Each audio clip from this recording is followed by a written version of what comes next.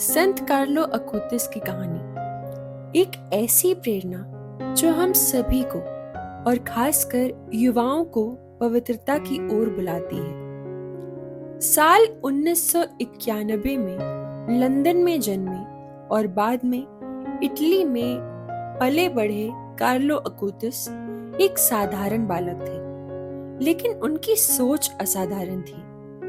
वे video game खेलना, दोस्तों के साथ समय बिताना, फुटबॉल खेलना सब कुछ करते थे, जैसे लगभग हर नौजवान करता है। लेकिन इन सब के बीच उन्होंने कभी ईश्वर से अपना रिश्ता नहीं तोड़ा, उनसे कभी मुंह नहीं मोड़ा।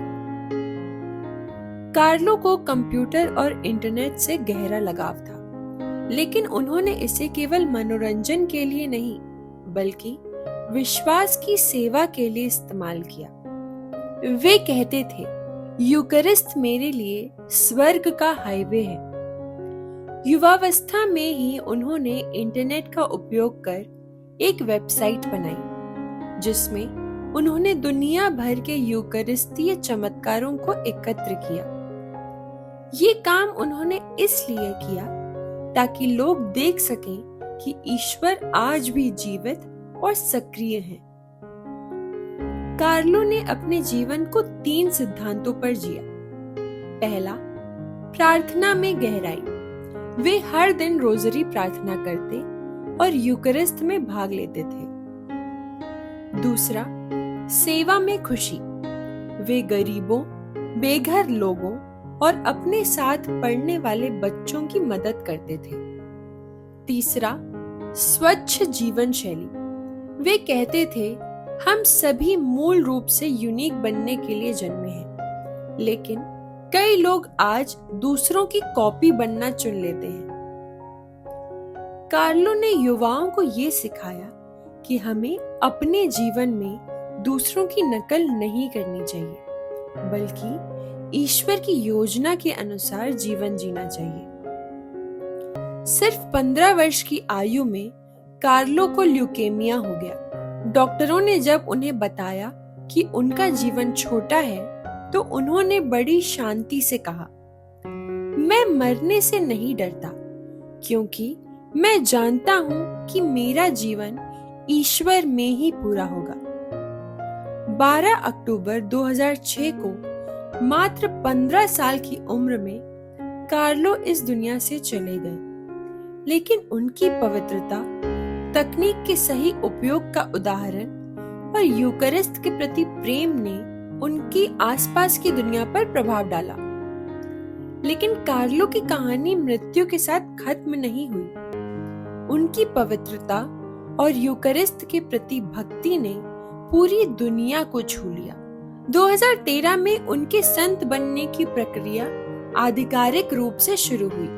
2018 में पोप फ्रांसिस ने उन्हें वनरेबल यानी सम्माननीय घोषित किया, यानी चर्च ने उनके आदर्श जीवन को स्वीकार किया। 2020 में ब्राजील के एक बच्चे की चमत्कारिक रूप से ठीक होने की घटना को मान्यता मिलने के बाद उन्हें ब्लेसेड यानी धन्य घोषित किया गया। 2025 में दूसरा चमत्कार, जिसने उन्हें संत बनने की राह पर अग्रसर किया। कोस्टा रिका की एक युवती वेलेरिया वेल्वडे का अद्भुत रूप से स्वस्थ होना।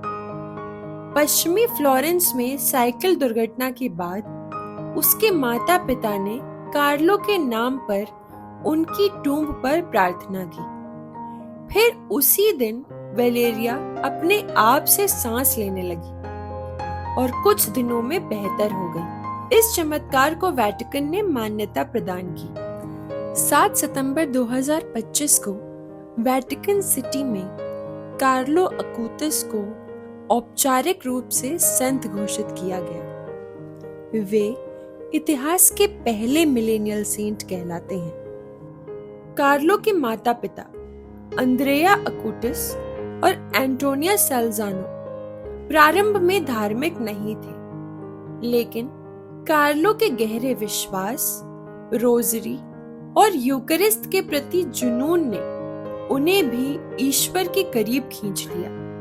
अंतोनिया ने खुलकर बताया कि सचमुच ईश्वर के प्रति कार्लो का प्रेम हैरान कर देने वाला था। 7 सितंबर 2025 को saint Peter square, Vatican city में कार्लो के संत घोषणा समारोह में उनके परिवार ने गर्व के साथ भाग लिया, जहां उनके घर का बेटा पहला मिलेनियल सेंट घोषित हुआ। कार्लो अक्विटस को मिलेनियल्स का सेंट कहा जाता है। वे हर युवा को ये संदेश देते हैं, इंटरनेट का उपयोग समय बर्बाद करने के लिए नहीं, बल्कि अच्छाई और सच्चाई फैलाने के लिए करो। पवित्रता कोई पुरानी बात नहीं, बल्कि आज के युवाओं के लिए सबसे बड़ा रोमांच है। सच्ची खुशी केवल ईश्वर में मिलती है। कार्लो की जिंदगी हमें बताती है कि संत होना किसी उम्र या स्थान का मोहताज नहीं है। अगर एक 15 साल का लड़का इंटरनेट और गेम्स की दुनिया में रहते हुए भी संत बनने की राह चुन सकता है, तो हम भी अपनी जिंदगी को बदल सकते हैं। संत कार्लो अक्विटस इंटरनेट के पेट्रन सेंट हैं। संत कार्लो अक्विटस का पर्व हर साल 12 अक्टूबर को मनाया जाता है।